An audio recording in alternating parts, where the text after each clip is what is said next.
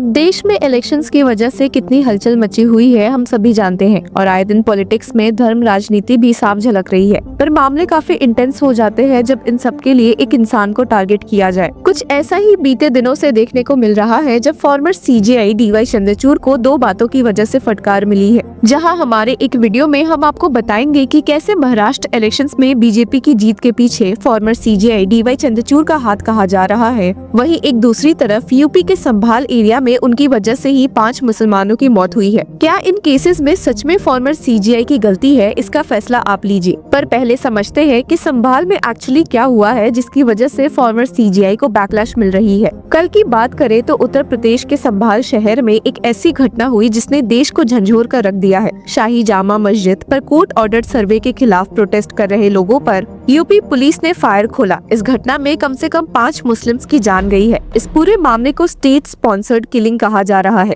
ये मुद्दा तब और ज्यादा गर्म हो गया जब कुछ एक्टिविस्ट और पॉलिटिशियंस ने इस वायलेंस के लिए फॉर्मर सीजेआई डीवाई चंद्रचूड़ को जिम्मेदार ठहराया। जैसे कि जर्नलिस्ट राणा आयुब ने ट्वीट करते हुए स्टेट किया कि 4 killed in Sambhal, former CJI Justice Chandrachud had allowed for the survey of the Gyanvapi Mosque and other Islamic structures, citing that it would not violate the Places of Worship Act 1991. Who is responsible for the loss of 4 lives? पर समझने की जरूरत है कि Gyanvapi case में farmer CJI ने order क्या दिया था। तो आपको बता दें कि इस केस में Chandrachud led supreme court bench ने आर्कियोलॉजिकल सर्वे ऑफ इंडिया को ज्ञानवापी मस्जिद के साइंटिफिक सर्वे की परमिशन दी थी। मुस्लिम लिटिगेंट्स ने आर्ग्यू किया था कि ये सर्वे प्लेसेस ऑफ वर्शिप एक्ट के खिलाफ है। पर फॉर्मर सीजेआई का कहना था कि एक्ट का मतलब है कि प्लेस का नेचर बदल नहीं सकते। लेकिन सर्वे का सवाल ये है कि 15 अगस्त 1947 के दिन उस जगह का स्टेटस क्या था। फॉर्मर सीजेआई की इसी जजमेंट को क्रिटिसाइज करते हुए लोगों ने फ्लड गेट्स खोलने का कारण बताया है। क्रिटिक्स का कहना है कि उस जजमेंट की वजह से लोअर कोर्ट्स के लिए places of worship act 1991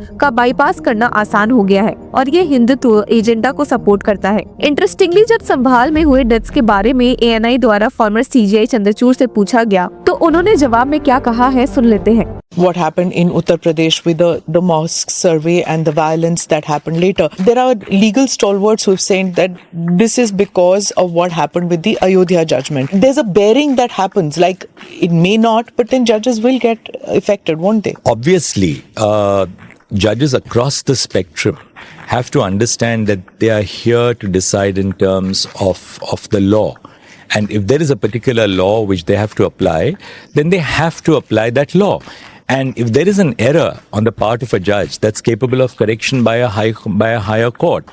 When you said, I pray to a deity for a solution to the Ayodhya dispute. Now this was termed shocking and that you asked for divine intervention.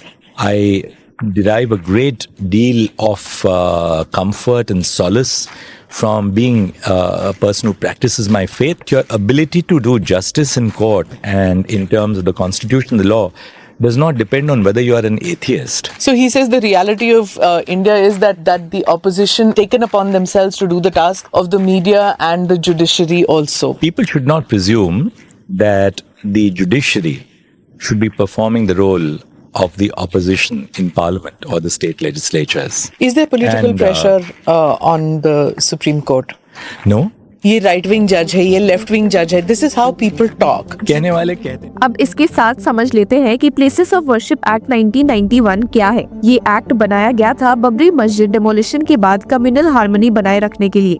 Act ये कहता है कि किसी भी religious place का status जैसे 15 अगस्त 1947 को था वैसे ही बना रहेगा। इसका मतलब ये है कि किसी भी रिलीजियस स्ट्रक्चर को कन्वर्ट नहीं किया जा सकता। और सीजेआई चंद्रचूड़ के ज्ञानवापी केस ने लोगों के बीच कंफ्यूजन और निंदा का कारण बना दिया था। क्रिटिक्स का कहना है कि अयोध्या वर्डिक्ट के दौरान जो प्लेसेस ऑफ वर्शिप एक्ट को लेकर स्ट्रिक्ट स्टैंड लिया गया था वो यहाँ नहीं दिख रहा। अब संभाल के केस में एग्जैक्टली क्या हुआ? शाही जामा मस्जिद के सर्वे को लेकर प्रोटेस्ट शुरू हुआ। प्रोटेस्टर्स के साथ एक हिंदुत्व मॉब भी था। पुलिस और लोकल्स के बीच क्लैश हुआ जो बाद में काफी वायलेंट हो गया। इस क्लैश ने कम्युनल टेंशन को और बढ़ावा दिया और इसकी चिंगारी फॉर्मर सीजेआई चंद्रचूड़ की जजमेंट्स तक पहुँच गयी। Communist party of India Marxist की लीडर सुभाषनी अली ने भी एक पोस्ट करते हुए कहा, चंद्रचूड़'s legacy, Gyanvapi, Mathura Idgah, now Sambhal Mosque, 5 young lives lost in police firing. Is the former CJI listening? Does he care? हालांकि कई ट्वीट्स फॉर्मर सीजीआई के सपोर्ट में भी आई है कि किसी और के द्वारा वायलेंस पर जो कि स्टेट भी कंट्रोल नहीं कर पाई, उसके लिए फॉर्मर सीजीआई को दोष देना कैसे सही है। एक ट्वीट ने राणा अयूब के ट्वीट पर ही रिप्लाई देते हुए कहा कि incorrect and misleading. Chandrachud justice did not utter a word regarding bar of place of worship act in his judgment because he was dealing with an SLP, the issue in which was whether the district judge had power to order a survey without damaging the suit premises। हालांकि इस tweet को भी backlash देते हुए advocate Sanjay Ghosh ने एक tweet किया और कहा कि भला फॉर्मर सीजीआई के सामने मामला कुछ और आया था, पर इसका मतलब ये नहीं है कि सुप्रीम कोर्ट अपने इनहेरेंट पावर्स का यूज नहीं कर सकती। He stated, the Supreme Court has time and again invoked its inherent and extraordinary powers to issue preemptory orders, barring any other court or tribunal from taking cognizance of certain matters। और यहाँ पर एक backlash farmer CGI को journalist Saurabh दास ने भी दिया है और कहा कि how very interesting to note that a retired Chief Justice of India's actions during his tenure has led to two major outcomes post his retirement: communal violence and possible mobilization around it in UP and BJP plus winning the state of Maharashtra। Of course, both benefited one। अब सवाल ये उठता है कि इस legacy के आगे का क्या इम्पैक्ट होगा। क्या हम कम्युनल हार्मनी के लिए प्लेसेस ऑफ वर्शिप एक्ट जैसे कानून का सही इस्तेमाल कर रहे हैं,